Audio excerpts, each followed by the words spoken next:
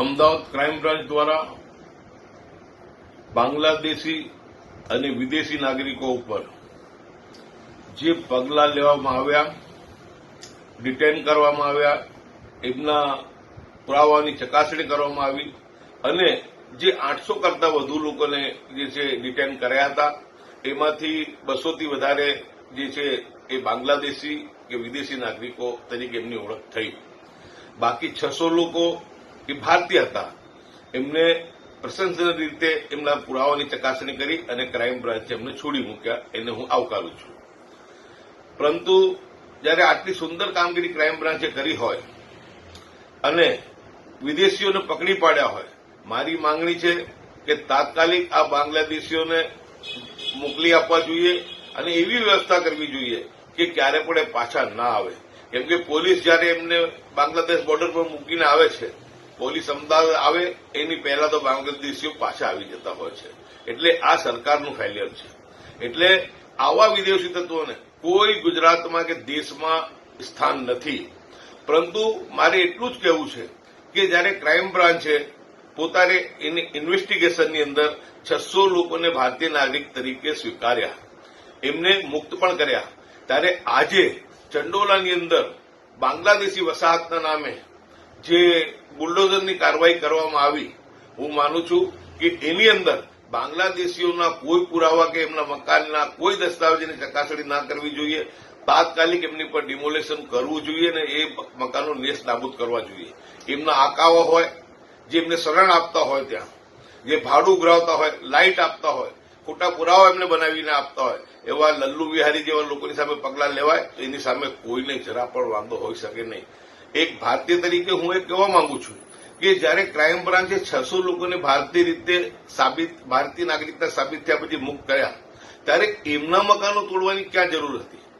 એમના મકાનો કોઈપણ રીતે સુપ્રીમ કોર્ટની ગાઈડલાઈન મુજબ, જે અમદાવાદ મ્યુનિસિપલ કોર્પોરેશનની ગાઈડલાઈન છે તે મુજબ 2010ના જેમની પાસે પુરાવા હોય એમને વૈકલ્પિક વ્યવસ્થા આપ્યા પછી તેમના મકાનો તોડી શકતા હતા હોય છે અને તોડવામાં આવ્યા પણ છે.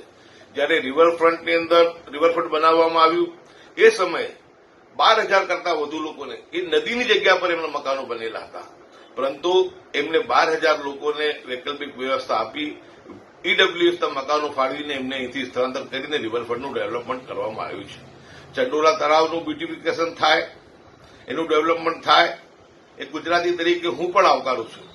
પરંતુ મારી એટલી જ એક વાત છે કે ત્યાં રહેનારા લોકો કે જેમની પાસે, ભારતીય લોકો કે જેમની પાસે 2010ના પુરાવા છે અને 2010 પહેલાથી ત્યાં રહેતા હતા, એ પ્રમાણે સુપ્રીમ કોર્ટ અને અમદાવાદ મ્યુનિસિપલ કોર્પોરેશનની ગાઈડલાઈન મુજબ જે પ્રમાણે આપણે રિવરફ્રન્ટના વિસ્થાપિતોને મકાન આપ્યા એ પ્રમાણે એમને મકાનો આપવાની હું માંગણી કરું છું. આજે 45 ડિગ્રીની અંદર જે લોકોને આજે વિસ્થાપિત કરવામાં આવ્યા છે, એ લોકો ક્યાં જશે? એમને માથે કોઈ અત્યારે એ આપ છે અને નીચે જમીન છે. આજે આવી ગરમીમાં એ લોકો ક્યાં જશે? એવા સમયે હું માંગણી કરું છું કે તાત્કાલિક એમના માટે રાહત શિબિર સરકારે બનાવવી જોઈએ, એમને ત્યાં રાખવા જોઈએ. ભારતીય નાગરિકોને જે છે તમામ સુવિધા જે છે જરૂરિયાત મુજબની એમને આપવી જોઈએ અને તાત્કાલિક મ્યુનિસિપલ કોર્પોરેશન એની ગાઈડલાઈન મુજબ અને સુપ્રીમ કોર્ટના ઘણા બધા આદેશો અનુસાર માત્ર હું વાત કરું છું ભારતીય નાગરિકોને તાત્કાલિક એમને જે છે ઈડબ્લ્યુએસના મકાનોની અંદર એમને વૈકલ્પિક વ્યવસ્થા આપવી જોઈએ. અને આપના માધ્યમથી હું કહેવા માંગુ છું કે બાંગ્લાદેશીઓને કે વિદેશી નાગરિકોને તાત્કાલિક એવી કડક સજા કરી અને એમને એવી રીતના મૂકી આવો કે પાછા એ ભારત દેશમાં ક્યારે આવવાનું નામ ના લે. કેમ કે આ દેશની અંદર એમનું કોઈ સ્થાન નથી. આપણે જોયું કે અમેરિકાની અંદર પણ જયારે આપણા નાગરિકોને અહીંયા લાવવામાં આવ્યા ત્યારે હાથમાં હથકડી અને પગમાં બેડીઓ હતી. પરંતુ આપણે તો માનવતામાં માનીએ છીએ. આપણે અહીંયા એમને જયારે ક્રાઇમ બ્રાન્ચે ડિટેન કર્યા, એમને જમવાનું પણ આપ્યું, દવા પણ આપી અને પાણી પણ આપ્યું. પરંતુ આપણે માનવતામાં માનીએ છીએ. પરંતુ આ બાંગ્લાદેશીઓ સામે હવે માનવતા દેખાડવાનો સમય નથી.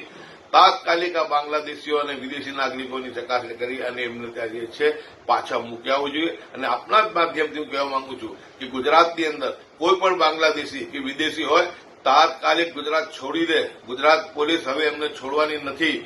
બાંગ્લાદેશીઓનું કોઈ સ્થાન મારા ગુજરાત કે ભારત દેશમાં નથી. એમને તાત્કાલિક જે છે જતા રહેજો ને તેમની સામે કડકમાં કડક પગલાં લેવા માટે જે સરકાર પગલાં લેશે એને અમારું પણ પૂરું સમર્થન રહેવાનું છે.